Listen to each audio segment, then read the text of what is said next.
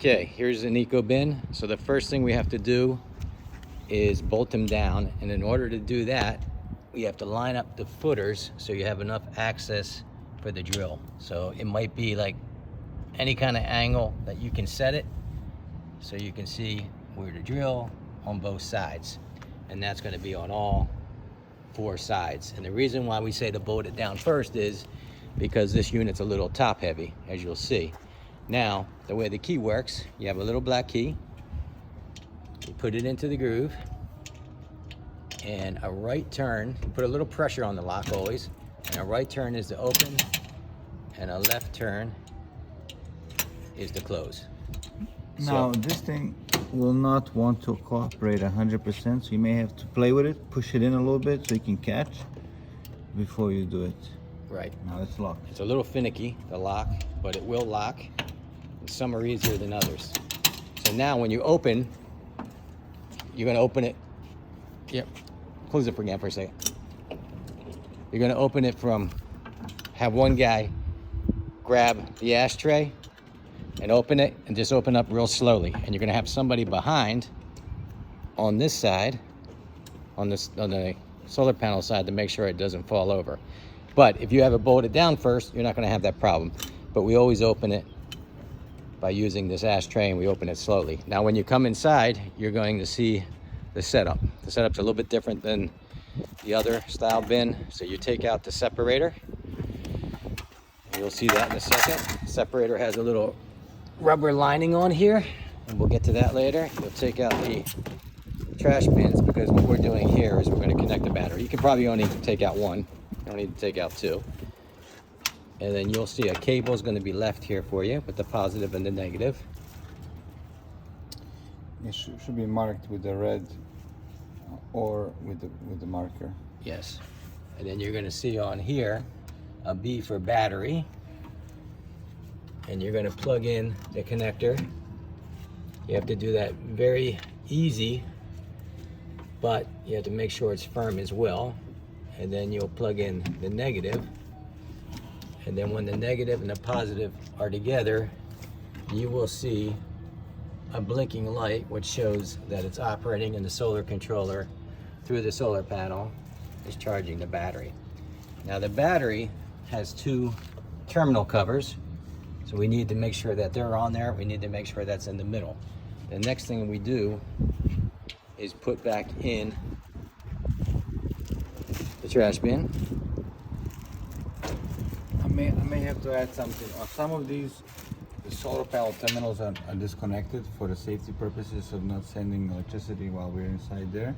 So one of these for solar panel may be loose, that needs to be bolted on there once you settle. And just follow the positive and the negative.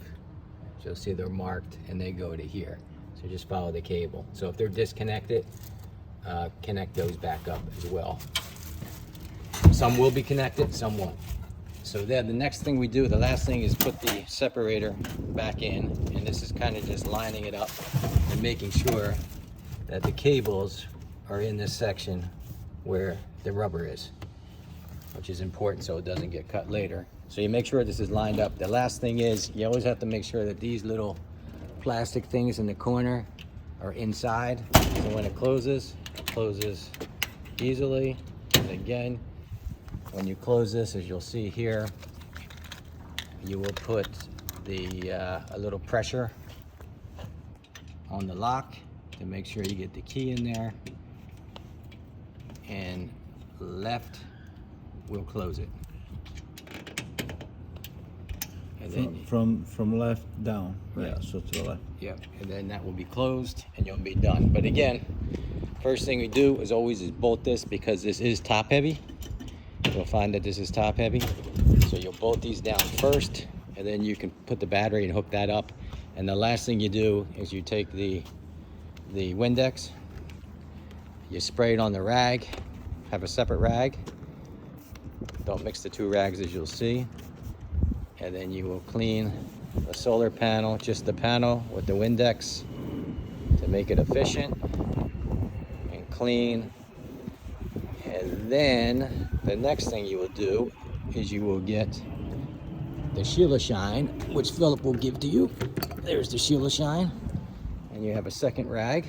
And the Sheila Shine is for the stainless steel. It's not only a cleaner, but it's also a protector, and it coats as well. So you spray the Sheila Shine on there. You don't spray it directly onto the stainless steel. And then you wipe down all the areas of the metal, which will leave a nice coat on it after the install. And we'll even do the ashtray, which is stainless. So any part that is stainless all the way around, which isn't a lot. And then when you're in the front, just make sure that you don't get the Sheila Shine on the stickers, or else they will come off. Just around the stickers, and you'll see the nice shine that it leaves. And then the last part that you'll do is the actual deposit doors. And you will just push in all the way up to the top and just clean it. Do both sides, do the ashtray, and voila, you're done. And then after that, you'll take pictures of all four sides: the front, the side, the back, and take a picture of this side with the number on it. As you can see, they're all numbered. They're numbered on the inside as well.